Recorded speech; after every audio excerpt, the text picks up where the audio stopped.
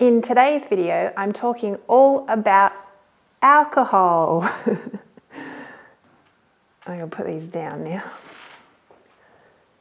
Welcome back to the Sportrition channel. My name is Erica Stevens. I am an accredited sports dietitian based in Canberra in Australia. This channel is all about nutrition and sports nutrition.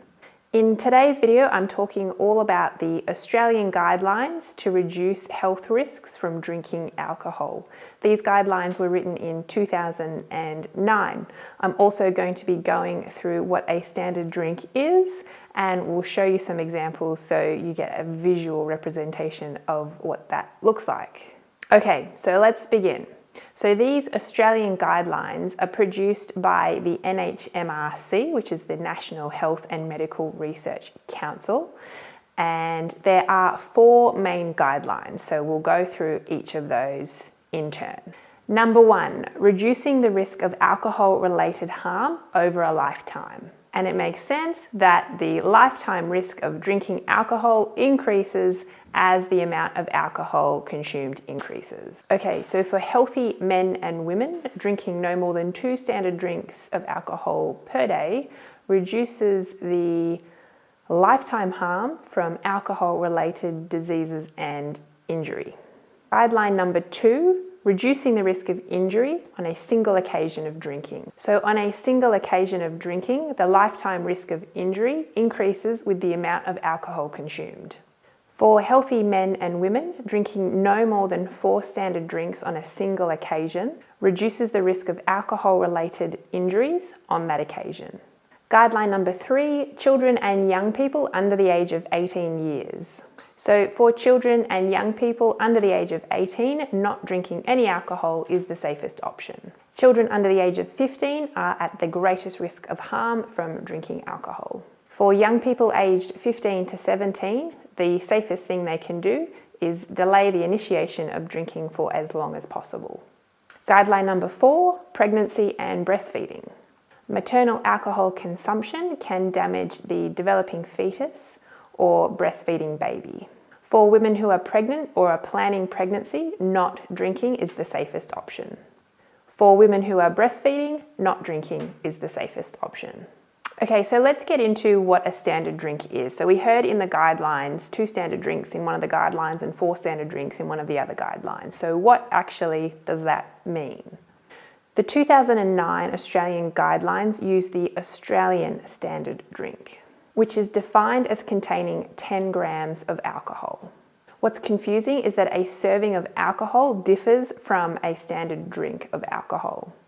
If you want to know how many standard drinks are in a drink that you are having, by law in Australia, it must be listed on the drink. So you can easily look at the label and find out how many standard drinks are in that drink. So as an example, I've got a bottle of wine, and it says on the back, this is 750 mils of wine, and it has 8.9 standard drinks in the whole bottle.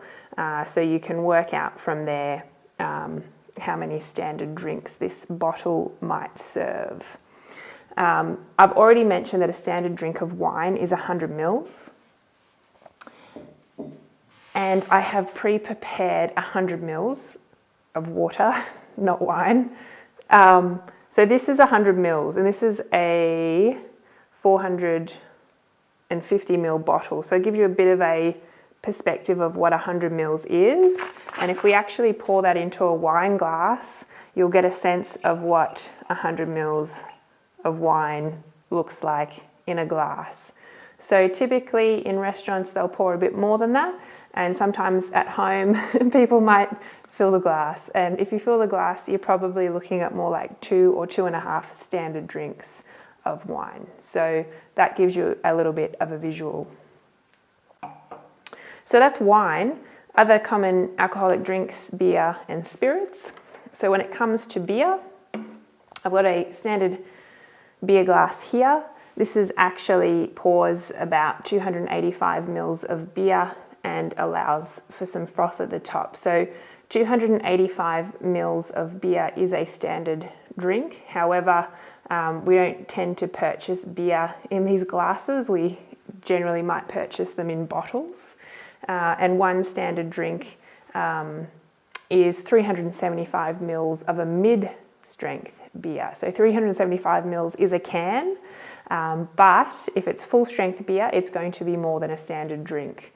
A can of beer that is mid-strength is a standard, but a can of beer that is full strength is more than a standard drink. So it starts to get a little bit confusing, and I think the best thing that we can do is read the label on the drink. When it comes to spirits, one standard drink is 30 mils, or a typical shot of spirits.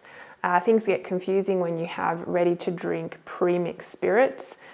These can range from, I wrote this down, 1.1 to 3.6 standards in one drink, depending on how strong it is and how big the drink is. So up to 3.6 standard drinks in one drink can be a bit confusing. You think you might be having one standard, but you're having 3.6, not one. So spirits is a bit all over the place, but so is beer as well.